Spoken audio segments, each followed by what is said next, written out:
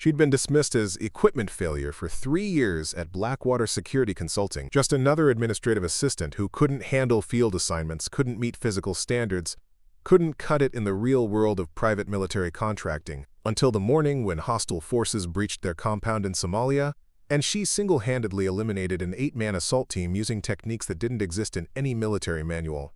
Before we jump back in, tell us where you're tuning in from, and if this story touches you, make sure you're subscribed because tomorrow I've saved something extra special for you. The fluorescent lights of the Denver headquarters cast harsh shadows across rows of cubicles where Rachel Torres sat every morning at 7:30 a.m. sharp. At 28, she had become invisible in the worst possible way, not because she blended in, but because everyone had written her off completely. Her desk sat in the far corner of the administrative wing, buried behind filing cabinets and forgotten equipment, where the company stored things they didn't know what to do with but couldn't quite throw away. Rachel measured exactly 5 feet 4 inches and weighed 130 pounds. Her auburn hair was always pulled back in a regulation ponytail, her business attire conservative and unremarkable. She wore wire-rimmed glasses that made her look more like a librarian than someone who had ever seen combat. When she walked through the corridors of Blackwater Security Consulting, conversations didn't pause. Heads didn't turn. She was furniture with a paycheck. The morning routine never varied. Rachel would arrive precisely at 7:30, unlock her computer, and begin processing deployment paperwork for contractors heading to dangerous assignments she would never see, purchase orders for tactical equipment she would never touch, medical clearances for operatives whose physical capabilities she could supposedly never match. Her supervisor, Greg Morrison, had made it clear from day one that her role was purely clerical. Morrison was a former Marine who stood 6 feet 3 inches and had the kind of presence that commanded attention in every room. He had been deployed to Iraq twice, Afghanistan once, and carried himself with the swagger of someone who had earned his stripes in genuine combat. When he looked at Rachel, which was rare, his expression suggested he was seeing something that had been misdelivered to the wrong address. The company culture of Blackwater Security reflected Morrison's worldview perfectly. This was an organization built around alpha personalities who had proven themselves in the world's most dangerous places. Former Navy SEALs, Delta Force operators, Marine Force reconnaissance veterans, Army Rangers who had survived multiple deployments. The hallways were decorated with photographs of successful missions, testimonials from satisfied clients, and awards recognizing the company's effectiveness in hostile environments. Rachel's colleagues treated her with the kind of polite indifference reserved for support staff who kept the machinery running but would never be part of the actual mission. There was Tommy Walsh, a former SEAL who handled maritime security contracts and possessed the easy confidence of someone who had never questioned his own capabilities. Sarah Bennett, an ex-Army intelligence officer who coordinated logistics for high-risk assignments and spoke with the authority of someone whose analysis had saved lives in real combat situations. Akinet, Marcus Rodriguez, managed the company's Middle Eastern operations and carried himself with the quiet intensity of a man who had spent years operating in environments where mistakes meant death. Jennifer Hayes ran the African desk and possessed the kind of situational awareness that came from surviving places where being American made you an automatic target. These were people who had earned their positions through blood, sweat, and verified combat experience. Rachel processed their paperwork, scheduled their flights, and maintained their equipment inventories with mechanical precision. She never made mistakes, never missed deadlines, never required supervision. But competence in administrative tasks didn't translate to respect in a world where credibility came from having faced enemy fire. Her personnel file contained a single notation that had defined her entire career at Blackwater: equipment failure, field assignment unsuitable. The designation had originated from her first and only attempt at field training 3 years earlier. Morrison had reluctantly included her in a basic security assessment exercise, more to satisfy corporate diversity requirements than from any genuine belief in her potential. The scenario involved a simulated hostage rescue in an abandoned warehouse facility outside Denver. Rachel had been assigned to the support team, responsible for communications and medical backup, while the real operators conducted the actual tactical work. The exercise had gone disastrously wrong, not because of enemy action or equipment malfunction, but because Rachel had apparently frozen under pressure. According to the official report, she had failed to respond to radio communications, abandoned her assigned position without authorization, and generally demonstrated an inability to function in high-stress tactical situations. The instructors had labeled her performance catastrophic failure and recommended immediate reassignment to permanent administrative duties. Morrison had been more direct in his assessment. "Torres, some people are built for this work, and some people aren't. There's no shame in recognizing your limitations. The company needs good administrators, and that's where you can make your contribution." The words had been delivered with a kind of paternal condescension reserved for children who needed to be gently steered away from unrealistic dreams. Rachel had accepted the verdict without argument, without explanation, without appeal. She had simply returned to her desk and continued processing paperwork with the same quiet efficiency that had characterized her work from the beginning. Her colleagues interpreted her compliance as confirmation that Morrison's assessment had been accurate. She knew her place and was content to stay there. But there were small details that observant people might have noticed if they had been paying attention. The way Rachel's fingers moved across her keyboard with unusual speed and precision, as if muscle memory was guiding movements that required no conscious thought. How she could identify equipment specifications and tactical requirements with an accuracy that seemed too precise for someone whose only experience came from filing reports. The fact that she never seemed startled by the sudden loud noises that were common in a facility where firearms training and equipment testing occurred regularly. Dr. Amanda Foster, the company psychologist who conducted mandatory mental health evaluations, had noticed something unusual during Rachel's annual assessment. Most administrative employees showed elevated stress responses when discussing field operations or combat scenarios. Rachel's physiological markers remained completely stable, as if she was discussing weather patterns rather than life-and-death situations. Her answers were technically correct but strangely detached, like someone reciting information rather than processing emotional content. "Rachel, have you ever been in a high-stress situation outside of work?" Dr. Foster had asked during their most recent session. "Combat sports, emergency response, anything that might explain your unusual calm under pressure?" Rachel had paused for exactly 3 seconds before responding. "I don't think I understand the question, Dr. Foster. My job involves processing paperwork and maintaining schedules. I'm not sure what kind of pressure you're referring to." The response had been perfectly reasonable and completely unsatisfying. Dr. Foster had made a note in Rachel's file. "Subject demonstrates atypical stress responses. Recommend continued monitoring," but recommendations in psychological evaluations rarely translated to actionable intelligence in a company focused on operational results rather than theoretical concerns. The truth was that Rachel Torres had not always been an administrative assistant at a private military company. Her real story began 12 years earlier in a classified training facility that didn't officially exist, where she had learned techniques that weren't taught in any conventional military program. But that story remained buried under layers of documentation that had been systematically altered, memories that had been professionally suppressed, and an identity that had been carefully constructed to hide the most dangerous operative the intelligence community had ever produced. For 3 years, Rachel had maintained her cover with the dedication of someone whose life depended on never being discovered.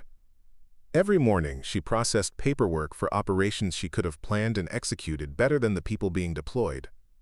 Every afternoon, she filed reports describing tactical scenarios she had actually experienced in environments far more dangerous than anything Blackwater Security had ever encountered.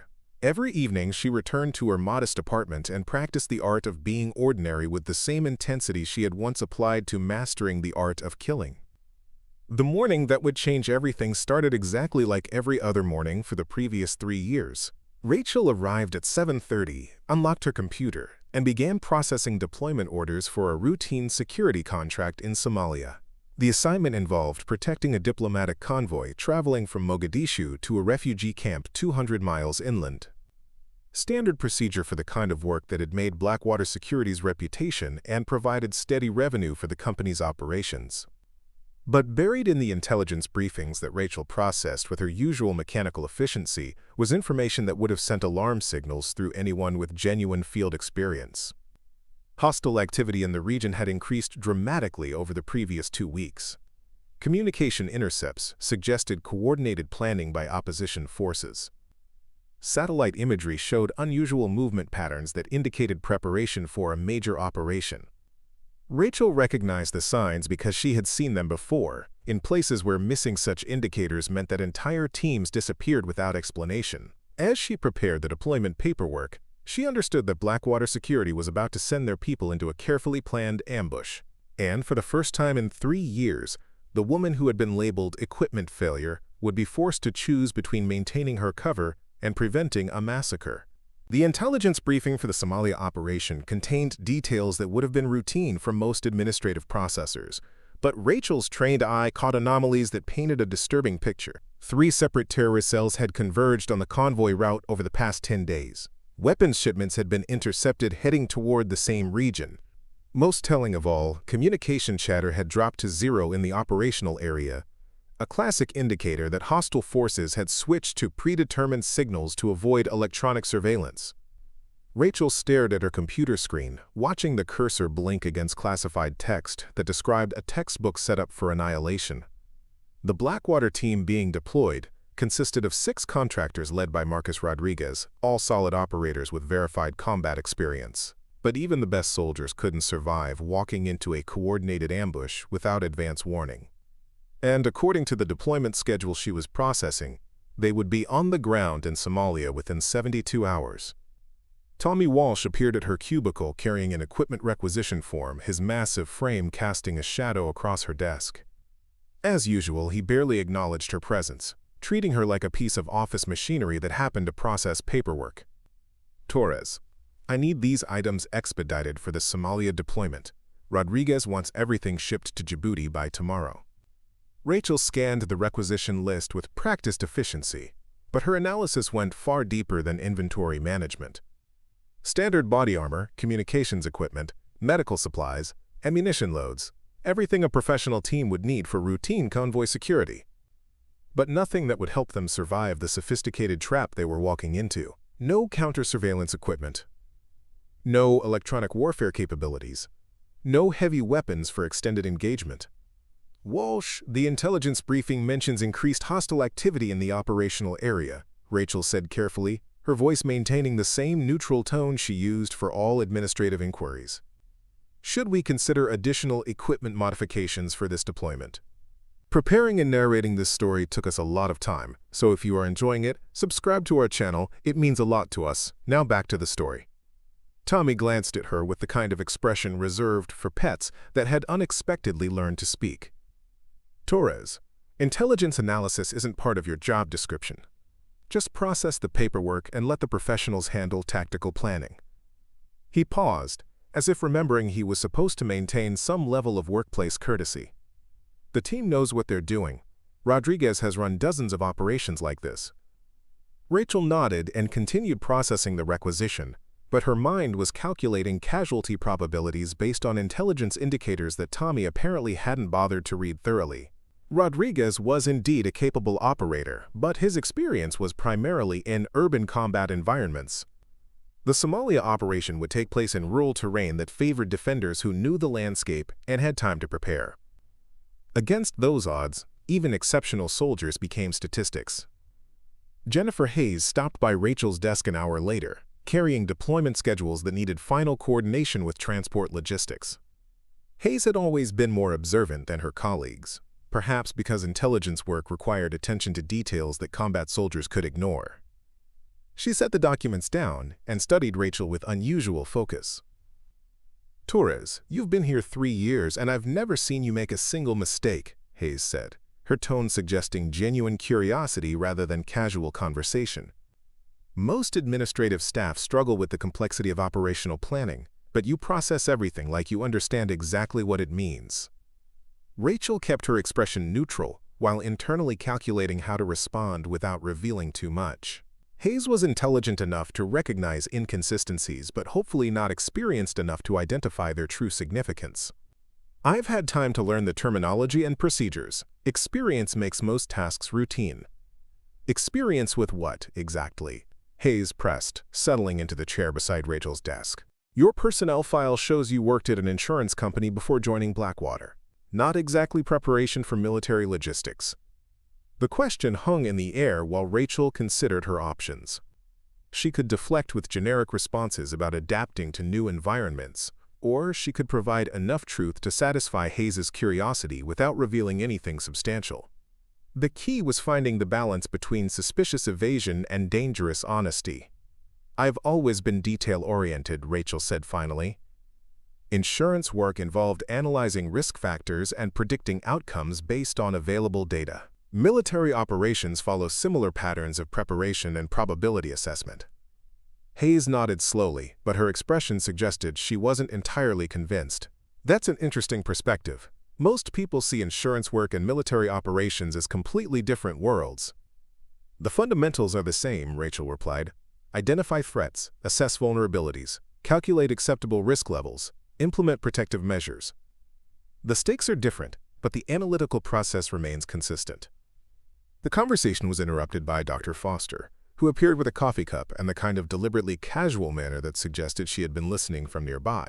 Foster had been conducting informal observations of staff interactions as part of her ongoing psychological assessments, and Rachel had noticed the increased attention over the past several months. "Rachel, I couldn't help overhearing your analysis of operational planning," Foster said, settling against the edge of the cubicle. "That's quite sophisticated thinking for someone without a military background. Have you considered applying for field training again?" The suggestion sent warning signals through Rachel's nervous system, but she maintained her calm exterior while formulating a response that would discourage further inquiry. Field training meant scrutiny, evaluation, and background verification that could uncover details she had spent 3 years keeping buried. "Dr. Foster, I believe my current position utilizes my skills effectively," Rachel said. "Morrison was correct when he identified my limitations regarding field operations. I'm more valuable in a support capacity." Foster tilted her head with the expression of someone detecting inconsistencies between stated beliefs and observed behavior. "But your stress responses during our evaluations suggest you're quite capable of handling pressure. Most people show elevated anxiety when discussing dangerous situations, but you remain remarkably calm." Rachel felt the familiar sensation of walking through a minefield where each step could trigger an explosion. Foster was probing too deeply, asking questions that could lead to discoveries that would destroy the carefully constructed life she had built. The psychologist was intelligent, trained to recognize deception, and persistent enough to keep pushing until she found answers. "I suppose I've become desensitized to the subject matter through daily exposure," Rachel offered. "When you process reports about dangerous operations every day, they stop seeming threatening." "That's possible," Foster agreed, but her tone suggested she was filing the response away for future analysis rather than accepting it as a complete explanation. "Still, your psychological profile is quite unusual for someone in your position. I'd be interested in conducting some additional assessments if you're willing."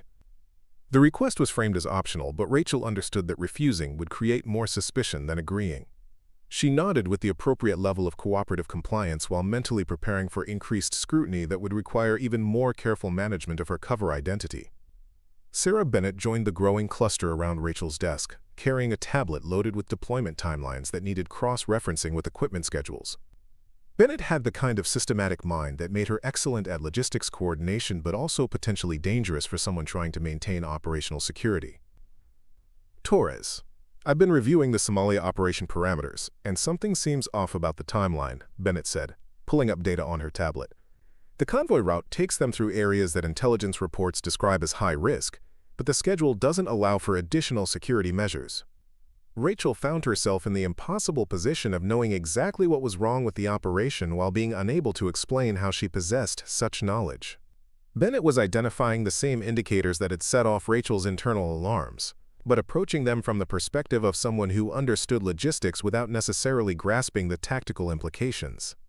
"What kind of additional measures would you recommend?" Rachel asked, testing whether Bennett's analysis went deep enough to recognize the real danger. Bennett consulted her tablet, scrolling through intelligence summaries with the focused attention of someone trying to solve a complex puzzle. "Extended timeline for route reconnaissance, additional communications equipment for early warning systems, coordination with local military units for backup support, standard protocols for high-risk operations." The recommendations were sensible but insufficient for the level of threat Rachel had identified. Bennett was thinking like a logistics coordinator rather than someone who understood how sophisticated ambush operations were planned and executed. Her suggestions would improve safety margins but wouldn't prevent the massacre that was being prepared. "Bennett, have you discussed these concerns with Rodriguez?" Rachel asked, hoping that the team leader might possess enough experience to recognize what his support staff was missing. Rodriguez is focused on equipment loadouts and personnel assignments, Bennett replied. He trusts the intelligence assessment provided by higher headquarters. According to official briefings, this is a routine convoy security mission with acceptable risk levels. Rachel understood that the official assessment was either incomplete or deliberately misleading. Someone with access to classified intelligence had concluded that the Somalia operation was sufficiently low risk to proceed without special precautions. But the data Rachel had processed told a different story, one that suggested the team was being sent into a carefully orchestrated kill zone. The afternoon brought a steady stream of colleagues requiring various forms of administrative support, each interaction providing Rachel with additional insight into how thoroughly the organization was misreading the situation.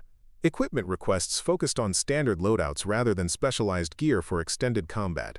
Medical supplies were calculated for routine injuries rather than mass casualty scenarios. Transportation arrangements assumed normal operational timelines rather than emergency extraction requirements.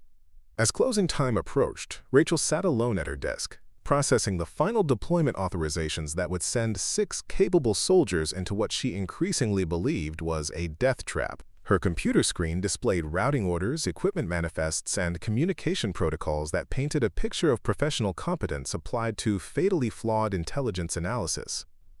For 3 years, Rachel had maintained her cover by avoiding any action that might reveal her true capabilities. She had processed thousands of similar documents, watched dozens of operations unfold, and maintained strict discipline about interfering with decisions that weren't officially her responsibility. But the Somalia deployment was different. This time, staying silent meant accepting responsibility for deaths she could prevent. Rachel stared at her reflection in the darkened computer screen, seeing the face of someone who had spent 3 years pretending to be ordinary while possessing skills that could save lives. The woman looking back at her had a choice to make: maintain the cover that protected her own safety, or risk everything to protect people who had never shown her anything but dismissive indifference. The decision would determine whether Rachel Torres remained equipment failure or revealed herself as something far more dangerous than anyone at Blackwater Security could imagine.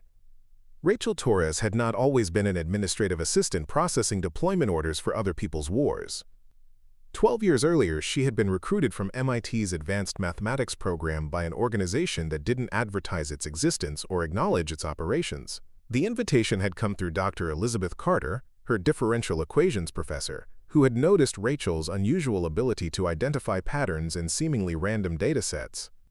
"Ms. Torres, there are people who would be very interested in your analytical capabilities," Dr. Carter had said during what Rachel assumed was a routine academic meeting.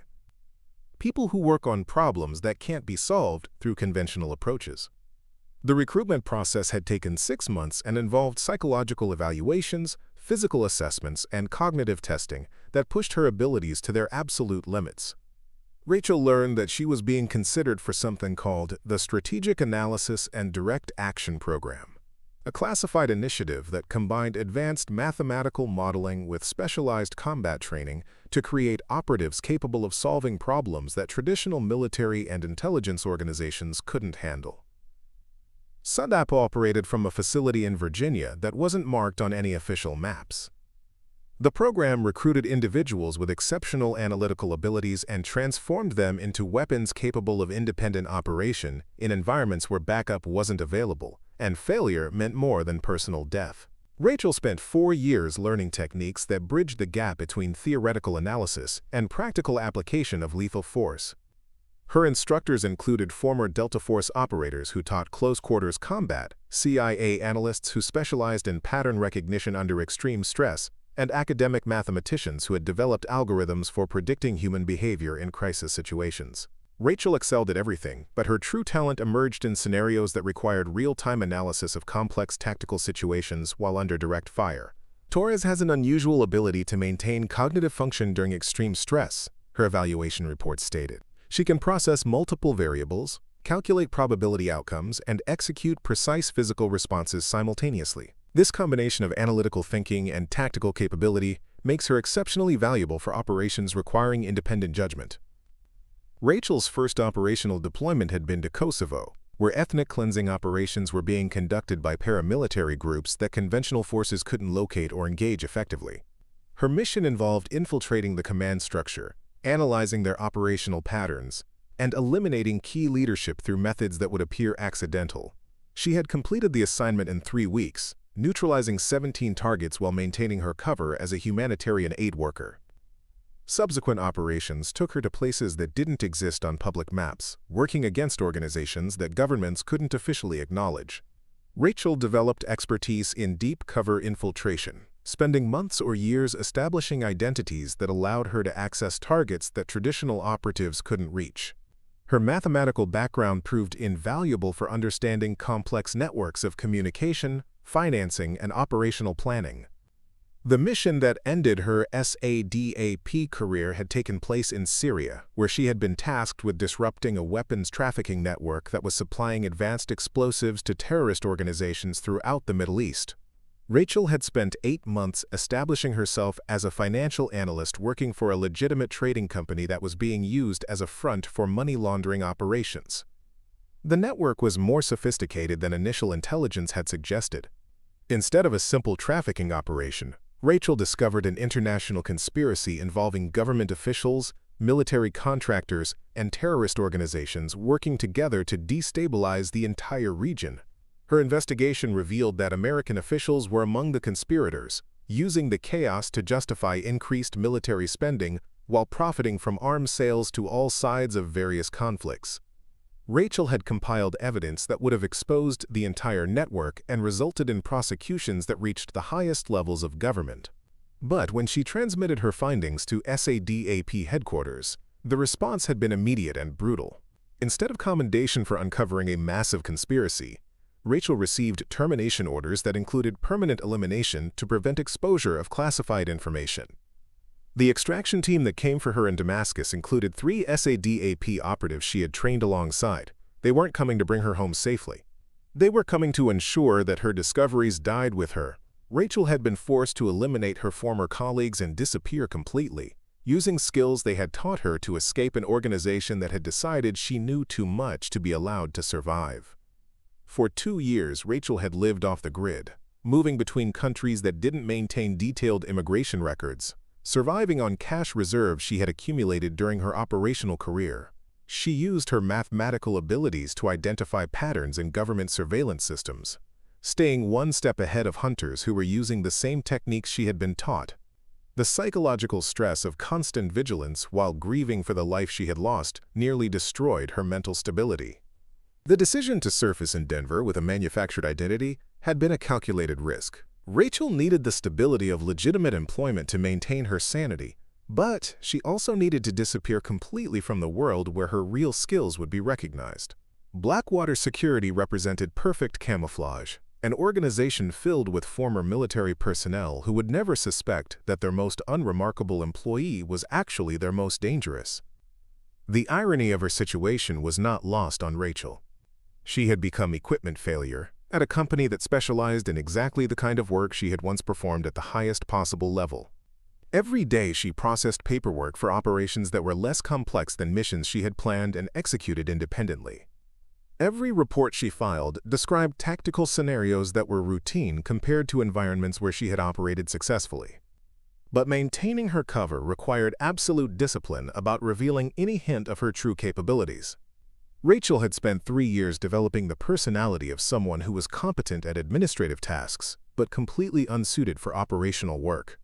She had carefully constructed a personal history that would satisfy routine background checks while concealing any connection to her real training or experience.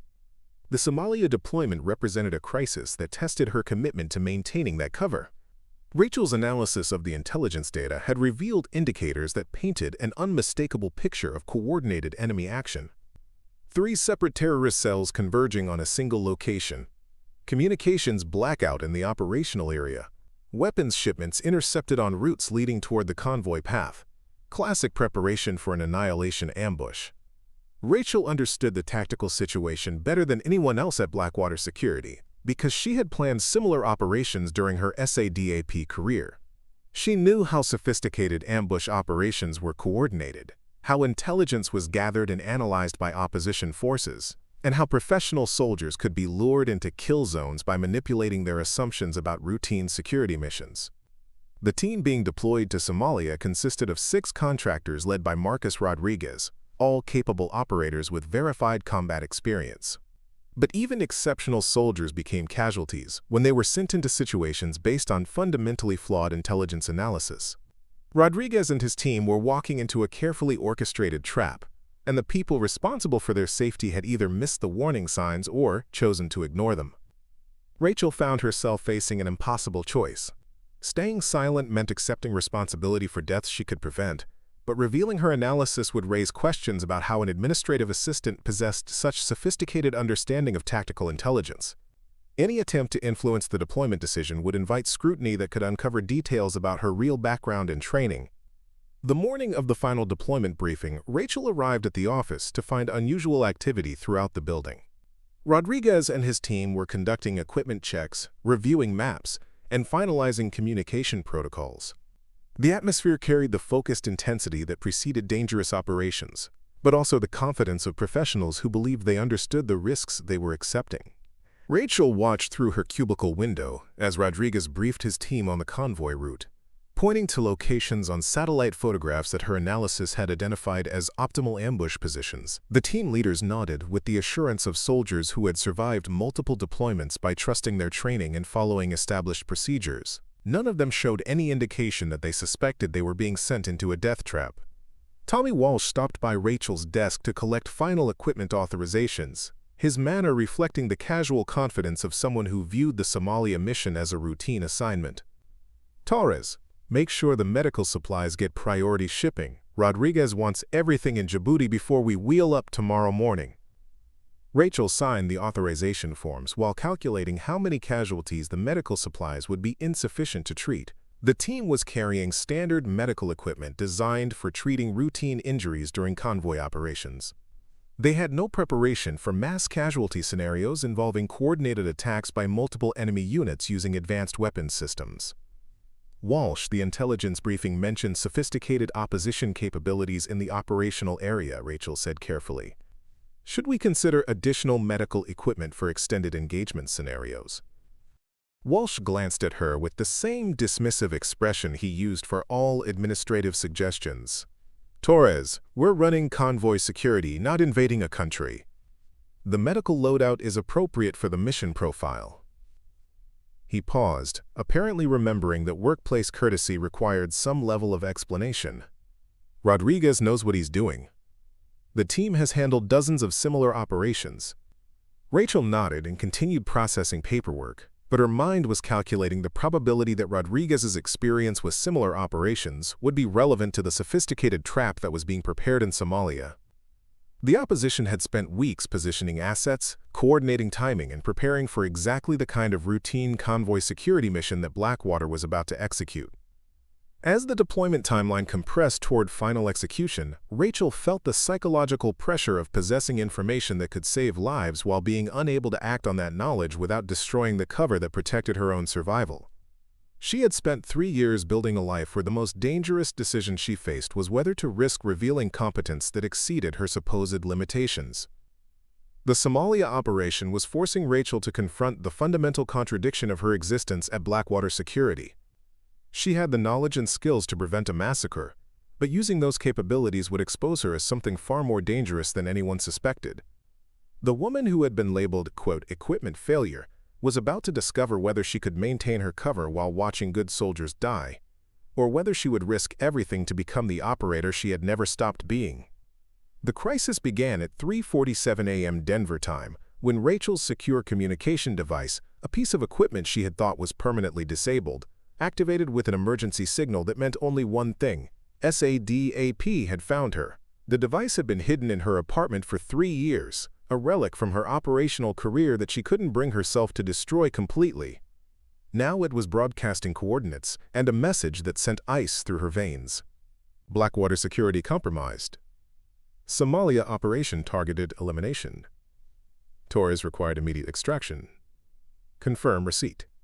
Rachel stared at the small screen, understanding that her worst fears about the Somalia deployment were not only correct, but infinitely more dangerous than she had calculated. This wasn't a random ambush by local terrorist groups. This was a coordinated assassination operation targeting Rodriguez's team specifically, and somehow SADAP was involved. Her former organization had discovered her location and was using the Somalia mission as cover for eliminating both her colleagues and potentially herself. The implications crashed through her analytical mind with devastating clarity. Rodriguez and his team weren't just walking into an ambush. They were being sent into an execution chamber designed by the same people who had trained Rachel to disappear threats permanently. SADAP had spent 3 years tracking her to Blackwater Security, and now they were using her colleagues as bait to flush her into the open. Rachel's hands moved automatically to her emergency protocols, muscle memory taking over, while her conscious mind processed the tactical situation. She had approximately 6 hours before Rodriguez's team departed for Somalia, 12 hours before they would be on the ground in the operational area, and perhaps 18 hours before the trap was sprung. Against SADAP operatives using techniques she had helped develop, 6 conventional soldiers had 0 chance of survival unless someone with equivalent training intervened. The emergency message continued scrolling across the device. Extraction coordinates attached. Confirm receipt within 30 minutes. OR deployment proceeds as planned. This is not negotiable. Rachel understood the subtext perfectly. SADAP was offering her a choice between her own survival and the lives of her colleagues. Confirm extraction and disappear permanently, allowing Rodriguez's team to die while she was safely removed from the operational area. Refuse extraction and watch SADAP eliminate everyone who might have learned about her real identity, including herself. But SADAP had made a critical miscalculation.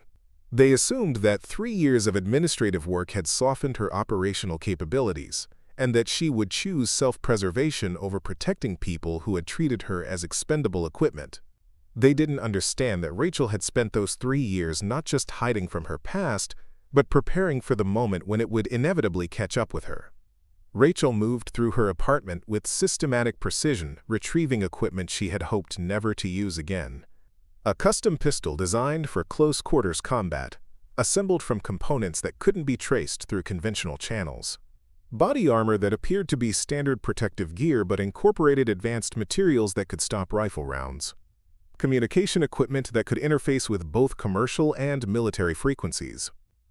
Most importantly, she retrieved the operational planning material she had been developing during her 3 years at Blackwater Security.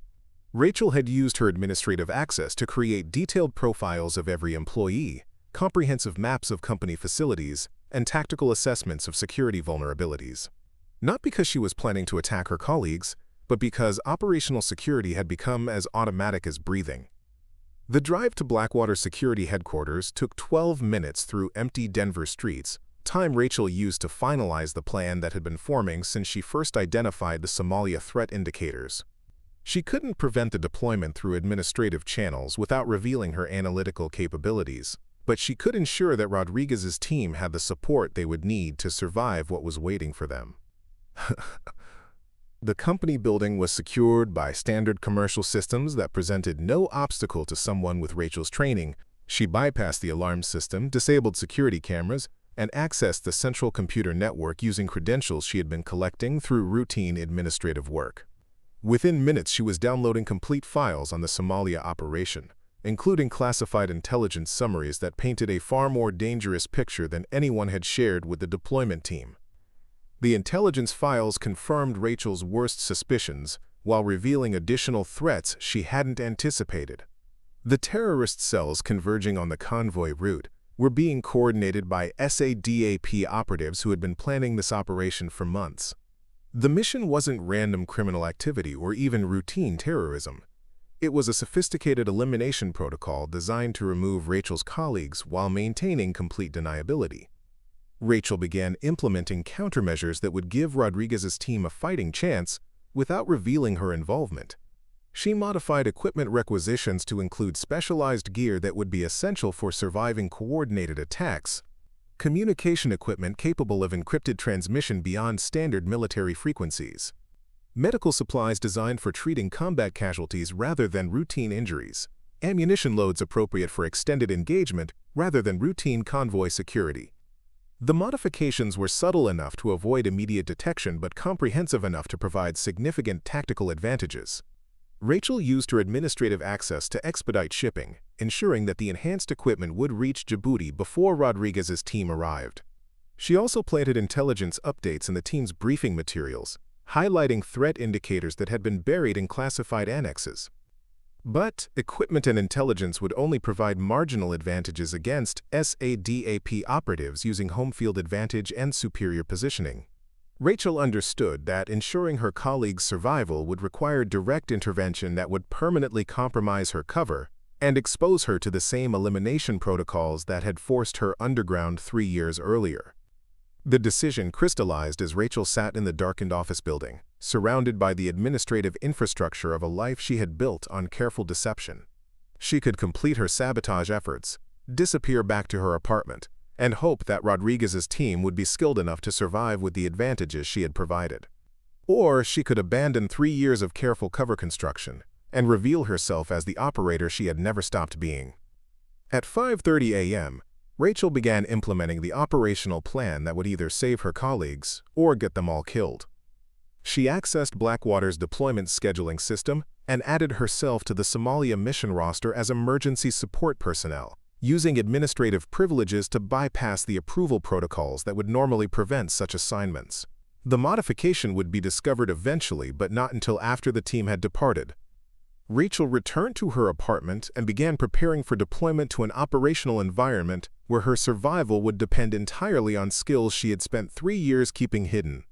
She packed equipment that transformed her from administrative assistant into the most dangerous kind of operative, one who understood both the theoretical frameworks of tactical analysis and the practical realities of eliminating threats under extreme stress. The transformation was psychological as much as physical. Rachel felt muscle memory awakening as she checked weapons, reviewed maps, and calculated contingency plans for scenarios that ranged from routine extraction to total mission failure. The mathematical precision that made her excellent at processing paperwork was the same analytical capability that had made her legendary at solving problems that conventional soldiers couldn't handle. At 7:15 a.m., Rachel arrived at Denver International Airport, carrying equipment that identified her as emergency support personnel for Blackwater Security's Somalia deployment. Her credentials were valid, her documentation was complete, and her cover story would satisfy routine inspection. Only someone with access to the company's internal personnel systems would realize that she had never been authorized for field deployment. Rodriguez was reviewing final checklists when Rachel approached the departure gate, her presence generating the kind of confused recognition reserved for familiar people appearing in unexpected contexts. "Torres, what are you doing here? This is a restricted deployment." Rachel had spent the drive to the airport preparing for this moment, calculating exactly how much truth she could reveal without compromising operational security or triggering questions she couldn't answer. "Morrison assigned me as emergency liaison for real-time intelligence coordination. There have been some updates to the threat assessment that require immediate attention." The explanation was plausible enough to avoid immediate challenge, while vague enough to discourage detailed inquiry. Rodriguez nodded with the acceptance of someone who had learned not to question last-minute administrative changes, especially when they involved intelligence updates that might affect mission safety. Tommy Walsh appeared beside Rodriguez, his expression reflecting confusion about Rachel's presence but acceptance of her apparent authorization. "Torres, I thought you were limited to administrative duties. When did you get cleared for field deployment?" Rachel met his gaze with the steady confidence of someone who belonged exactly where she was standing. "Emergency authorization for intelligence support. The operational environment has changed significantly since initial planning." The partial truth satisfied Walsh's curiosity while establishing Rachel's presence as mission essential rather than administrative convenience. She had successfully transitioned from equipment failure to critical team member without revealing anything about her real qualifications or the true reasons for her deployment. As the team prepared for departure, Rachel understood that she was crossing a line that would change everything about her carefully constructed life. Once she set foot in Somalia as an operational asset rather than administrative support, there would be no returning to the quiet existence she had built at Blackwater Security. She would be exposed as someone whose capabilities far exceeded her supposed limitations, and that exposure would inevitably lead to questions she couldn't answer without revealing the truth about her past. But Rodriguez and his team were flying towards certain death unless someone with her specific skills intervened to level the odds. For 3 years, Rachel had maintained her cover by accepting the label of equipment failure and allowing her colleagues to treat her as expendable support staff. Now she was about to discover whether the woman they had dismissed as inadequate could become the operator who saved their lives. The ambush began exactly as Rachel had predicted 18 hours after Rodriguez's team touched down in Somalia.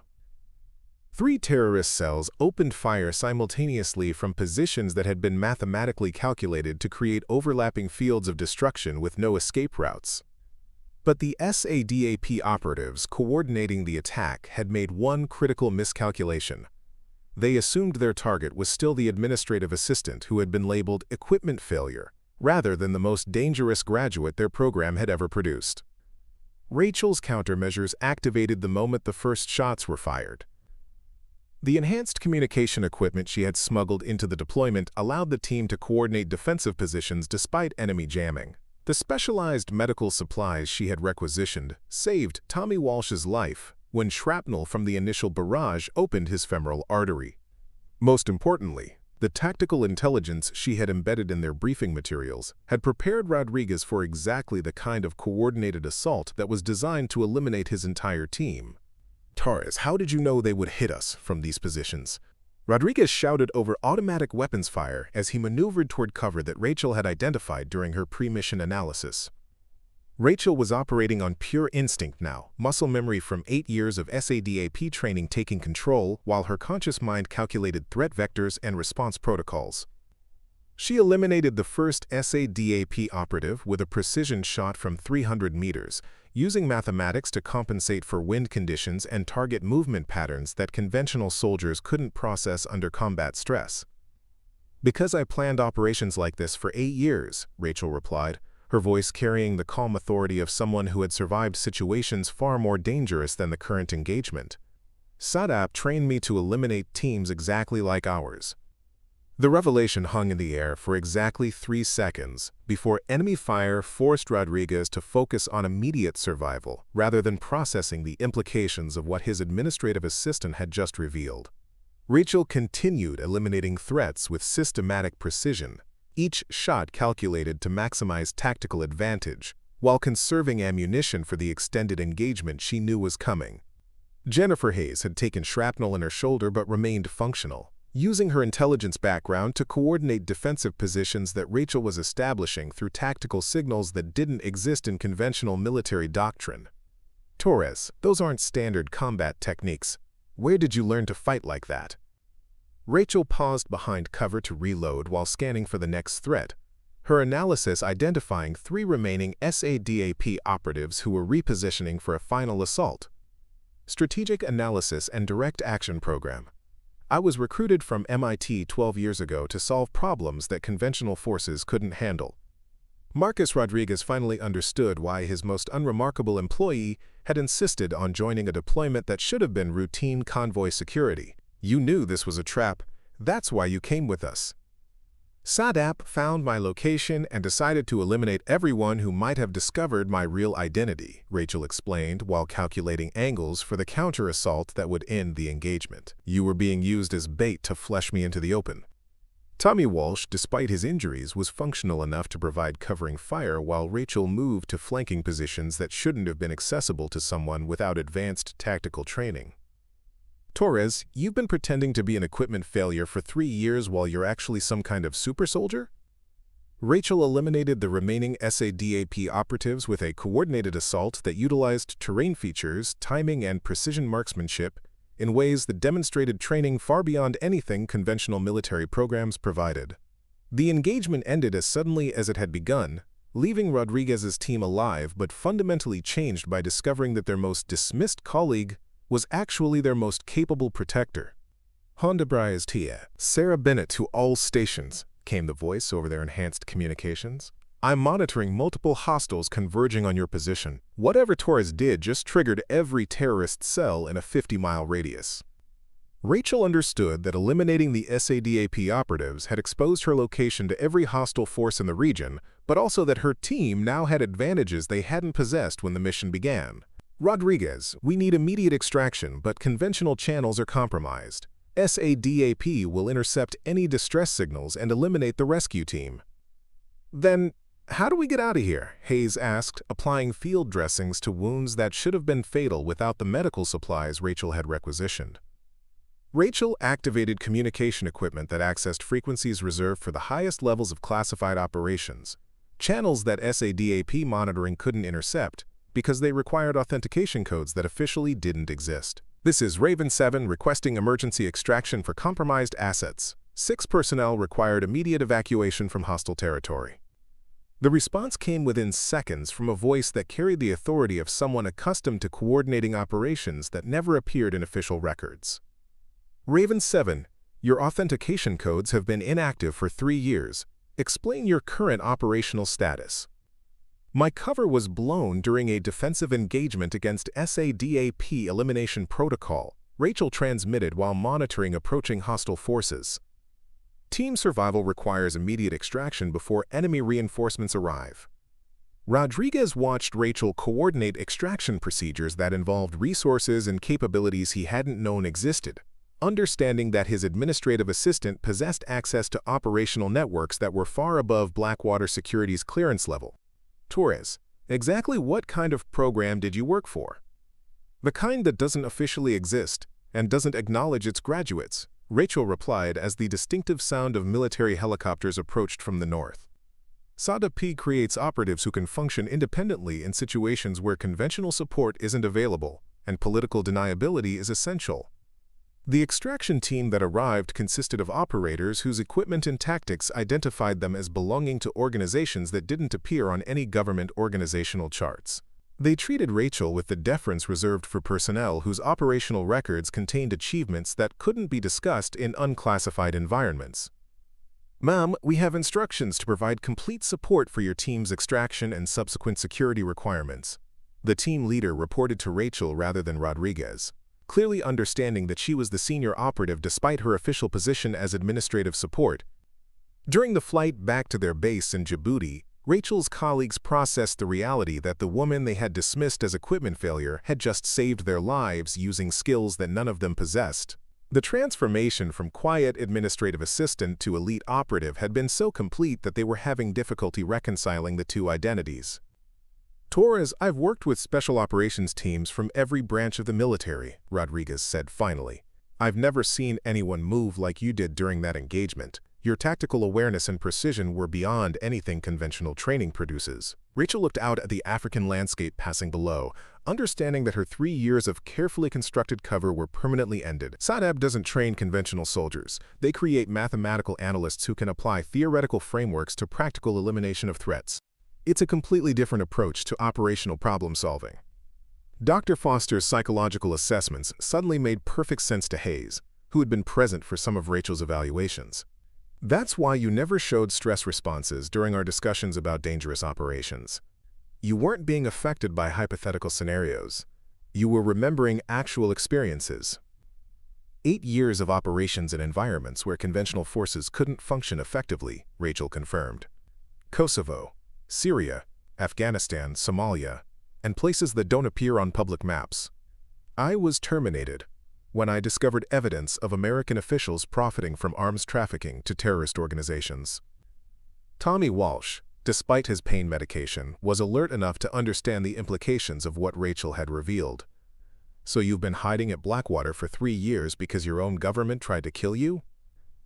SADAP decided I knew too much to be allowed to survive, Rachel explained. I eliminated the termination team they sent and disappeared completely. Working as administrative support at a private military company was perfect camouflage, because no one would expect to find a SADAP operative processing paperwork for routine security contracts. The return to Denver marked the beginning of Rachel's transition from hidden operative to acknowledged asset. Morrison was waiting at the airport with FBI agents, CIA representatives, and officials from organizations that required security clearances to identify. The meeting that followed involved discussions about Rachel's future that extended far beyond her employment at Blackwater Security. Ms. Torres, your actions in Somalia have created a situation that requires careful management, the senior FBI representative explained. SADAP's elimination protocols mean that your exposure puts you at permanent risk, but your capabilities make you valuable to organizations that can provide adequate protection. Rachel understood that she was being offered a choice between continued hiding and return to operational status with official protection. What kind of work are you proposing? Consulting on cases that involve threats beyond conventional law enforcement capabilities, the CIA representative answered. Training programs for special operations personnel. Analysis of terrorist networks that require mathematical modeling approaches. Work that utilizes your unique combination of analytical and operational skills. Rachel looked around the conference room at colleagues who were seeing her clearly for the first time in 3 years. Rodriguez, Hayes, Walsh, and Bennett had risked their lives alongside her, and their survival had required her to abandon the quiet existence she had built through careful deception. I want to continue working with Blackwater Security, Rachel said finally, but in a capacity that acknowledges what I'm actually capable of contributing. Morrison, who had spent 3 years dismissing Rachel as equipment failure, struggled to process the transformation. Torres, I owe you an apology. I completely misjudged your capabilities and potential contributions to our operations. You made assessments based on the information available to you, Rachel replied. I was deliberately concealing my background and abilities, but now we have an opportunity to develop operational approaches that combine conventional security services with advanced analytical capabilities. 6 months later, Rachel Torres held the position of Director of Advanced Threat Analysis at Blackwater Security, leading a team that included former SADAP operatives who had been recruited through channels that didn't appear in official records. Her office walls displayed commendations from organizations that couldn't publicly acknowledge her contributions, and her computer contained case files involving threats that conventional law enforcement couldn't handle. But the most significant change was in how her colleagues perceived her contributions. Rodriguez frequently consulted her analysis before accepting deployment assignments. Hayes coordinated her intelligence assessments with Rachel's threat evaluations. Walsh and Bennett had both requested assignment to operations where Rachel provided tactical support. Torres, I've been thinking about something, Dr. Foster said during one of their regular sessions. Your psychological profile always suggested capabilities that exceeded your official position. Did you ever consider that being labeled equipment failure might have been the most successful cover operation in intelligence history? Rachel smiled while reviewing threat assessments for upcoming deployments. Dr. Foster, sometimes the most dangerous operatives are the ones that nobody suspects of being dangerous at all. The young veteran who approached Rachel's office 6 months after Somalia reminded her of herself during the early days of SADAP recruitment. David Kim had been struggling with civilian transition after multiple tours in Afghanistan, unable to find work that utilized his specialized skills in a meaningful way. Ma'am, I heard you might have opportunities for veterans with unconventional backgrounds, Kim said, his posture reflecting military training but his expression showing the uncertainty of someone who didn't understand his own value in civilian contexts. Rachel recognized the potential immediately. Kim's service record included special operations assignments that had required independent judgment under extreme stress, exactly the kind of experience that could be developed into SADAP-level capabilities with proper training and support. Kim, how would you feel about work that involves protecting people from threats they don't even know exist? Rachel asked. That sounds like exactly what I've been looking for, ma'am. Rachel handed him an application for Blackwater Security's Advanced Threat Analysis Division, understanding that her story wasn't about choosing between her operational identity and administrative cover. It was about finding ways to serve that honored both her analytical capabilities and her commitment to protecting people who couldn't protect themselves. She was still Rachel Torres, former SADAP operative and mathematical genius, but now she was also Rachel Torres, Director of Advanced Threat Analysis, mentor to veterans finding their way home, and guardian of colleagues who had learned that sometimes the most important protection comes from people who appear to be nothing more than equipment failure. Every morning, she analyzed threats with the same precision she had once used to eliminate enemies in classified operations. Because some skills translate perfectly from battlefield to boardroom, and sometimes the most important victories are achieved by people who spent years being dismissed as inadequate, while secretly being the most capable person in the room. The transformation of Blackwater Security under Rachel's influence extended far beyond simple organizational restructuring.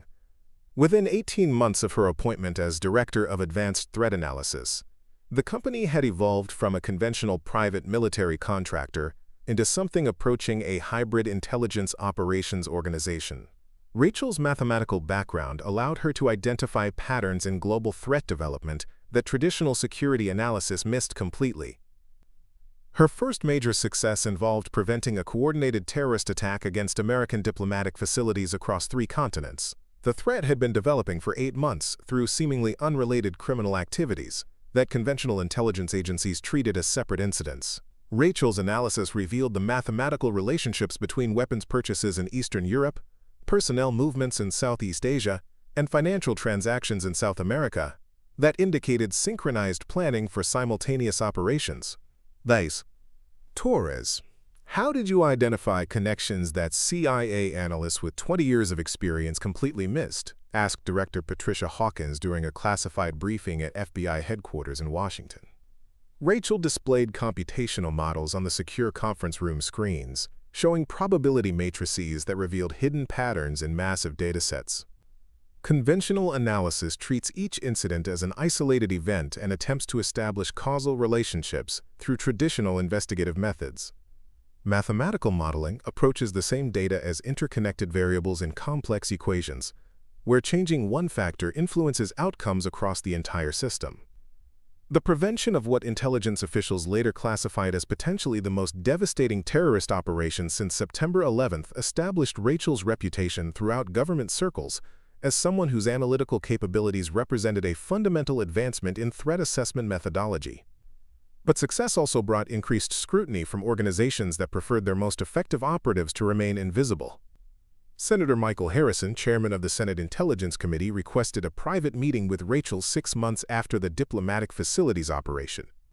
The session took place in a secure facility beneath the Capitol building, in rooms designed for discussions involving information that could never be acknowledged publicly.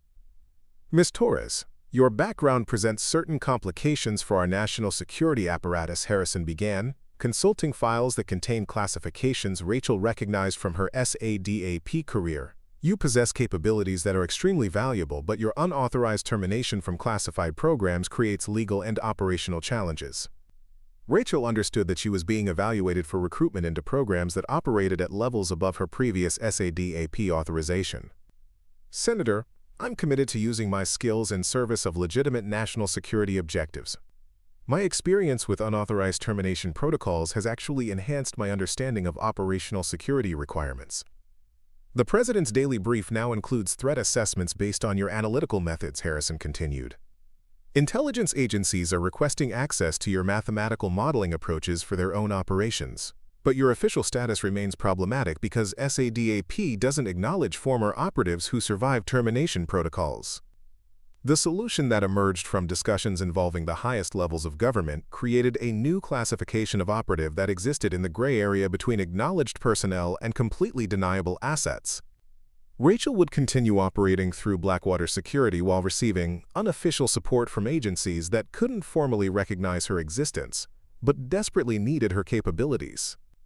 The arrangement allowed Rachel to recruit and train operatives whose backgrounds made them unsuitable for conventional intelligence work, but perfect for the kind of hybrid operations that required both analytical brilliance and tactical expertise. Her first recruit was David Kim, whose transition from Afghanistan veteran to advanced threat analyst demonstrated the potential for developing entirely new categories of intelligence professionals. Kim, traditional intelligence training focuses on gathering and analyzing information through established methodologies, Rachel explained during his orientation to advanced threat analysis protocols. Our approach involves identifying patterns that don't become visible until mathematical modeling reveals relationships that human cognition can't process effectively. Kim's natural aptitude for the work surprised even Rachel, who had expected his military background to require significant adjustment to analytical thinking. Instead, his combat experience provided an intuitive understanding of how theoretical threats translated into practical dangers, allowing him to bridge the gap between mathematical modeling and operational reality in ways that traditional analysts couldn't achieve. The second major operation that established Rachel's division as essential to national security involved disrupting a nuclear weapons trafficking network that spanned 14 countries and involved government officials at the highest levels. Traditional counterintelligence methods had been investigating the network for 3 years without identifying the organizational structure that made it possible to move weapons-grade materials across multiple borders without detection. Rachel's analysis revealed that the trafficking operation functioned as a mathematical network rather than a traditional criminal organization. Each participant knew only their specific role without understanding how their actions contributed to the overall operation. The network's security depended on mathematical relationships that ensured no individual could compromise the entire system even under interrogation or surveillance. The trafficking network operates like a distributed computing system where each node processes information without accessing the complete program, Rachel explained to the Joint Task Force responsible for dismantling the operation. Conventional law enforcement approaches target individual nodes, but mathematical analysis allows us to identify the algorithms that coordinate the entire network. The operation to dismantle the nuclear trafficking network required coordination between agencies that had never worked together effectively, using methods that didn't exist in any official training programs. Rachel's team provided analytical support that guided raids in 7 countries simultaneously, ensuring that the network couldn't adapt or relocate before all critical components were neutralized. Tommy Walsh, who had transitioned from field operative to Rachel's deputy director, coordinated the tactical aspects of the operation with precision that reflected both his combat experience and the advanced training he had received in mathematical threat assessment. Torres, watching you plan this operation is like seeing someone conduct a symphony where every instrument is a different government agency in a different country. The success of the nuclear trafficking operation established Rachel's division as the primary resource for threats that exceeded conventional capabilities, but also attracted attention from organizations that preferred such capabilities to remain under their direct control. The National Security Agency requested access to Rachel's computational methods for their signals intelligence operations. The Central Intelligence Agency wanted her mathematical modeling approaches applied to their human intelligence networks. Most significantly, the Department of Defense expressed interest in developing a new generation of SADAP-type programs based on Rachel's integration of analytical and operational capabilities. The proposal involved recruiting mathematically gifted individuals from universities and training them in techniques that combined theoretical analysis with practical application of lethal force. Rachel found herself in the position of being asked to help create the kind of program that had trained her, while being careful not to reproduce the institutional problems that had led to her unauthorized termination. Any new program must include safeguards that prevent the organization from eliminating operatives who discover inconvenient truths about official misconduct, she insisted during planning sessions. The compromise that emerged involved Rachel maintaining her independence through Blackwater Security while providing consulting services to government programs that incorporated her methods. She would train new operatives while retaining the autonomy to refuse assignments that conflicted with her ethical standards or threatened her team's safety. Jennifer Hayes, who had been promoted to Director of International Operations, managed the complex relationships between Rachel's division and various government agencies that wanted access to their capabilities. Torres, we're essentially running a private intelligence agency that government organizations hire when their own capabilities are insufficient for specific threats. The arrangement provided Rachel with resources that allowed her to pursue threats that government agencies couldn't officially acknowledge while maintaining the flexibility to operate according to principles that her SADAP experience had taught her were essential for long-term effectiveness. Her division grew to include former operatives from programs that didn't officially exist, mathematicians who had been recruited from academic institutions, and veterans whose specialized skills made them valuable for hybrid operations. Dr. Foster continued providing psychological support for Rachel's team, but her role evolved to include research into the mental health requirements for operatives whose work involved psychological stresses that conventional military or intelligence training didn't address. Rachel, your people are dealing with cognitive demands that are unprecedented in intelligence work. They're processing mathematical models that reveal global threats, while simultaneously maintaining operational security that requires constant deception about their true capabilities. The psychological challenges of Rachel's work extended beyond operational stress to include the isolation that came from possessing knowledge about threats that couldn't be shared with people outside classified environments. Her team members struggled with maintaining relationships with family and friends who couldn't understand the nature of their work or the reasons for their frequent absences and security restrictions.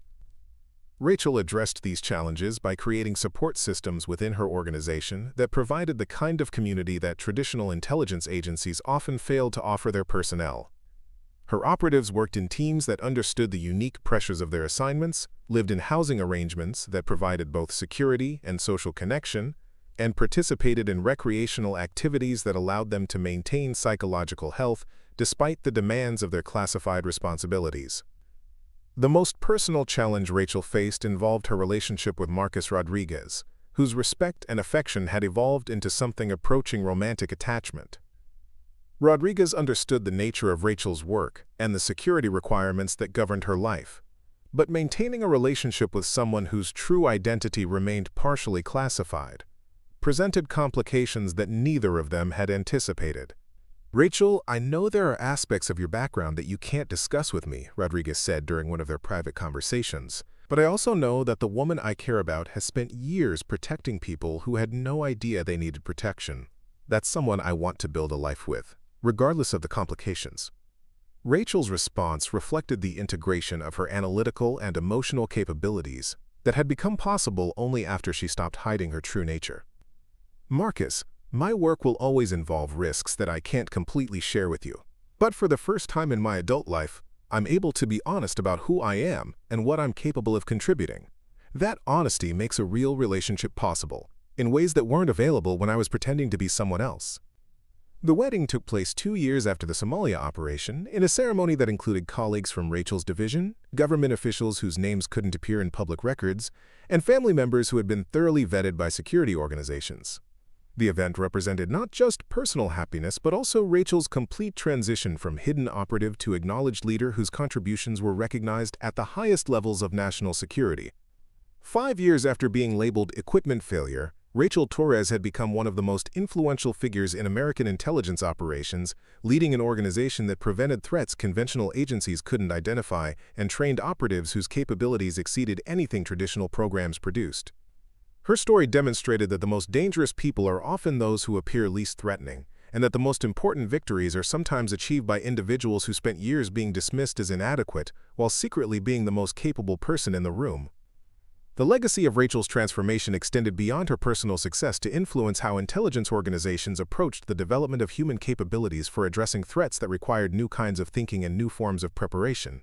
Her methods became the foundation for training programs that recognized mathematical analysis and tactical expertise as complementary rather than separate skill sets, producing operatives who could function effectively in environments that traditional specialists couldn't handle. Every morning, Rachel arrived at Blackwater Security headquarters knowing that her work involved protecting people from dangers they would never know existed, using skills that had been developed through experiences she could never fully share, in service of a country that had tried to eliminate her but now depended on her capabilities for addressing its most serious threats. Because sometimes the most important service involves transforming from equipment failure into the most essential asset the system never knew it needed. Up next, you've got 2 more standout stories right on your screen. If this one hits the mark, you won't want to pass these up. Just click and check them out. And don't forget to subscribe and turn on the notification bell so you don't miss any upload from us.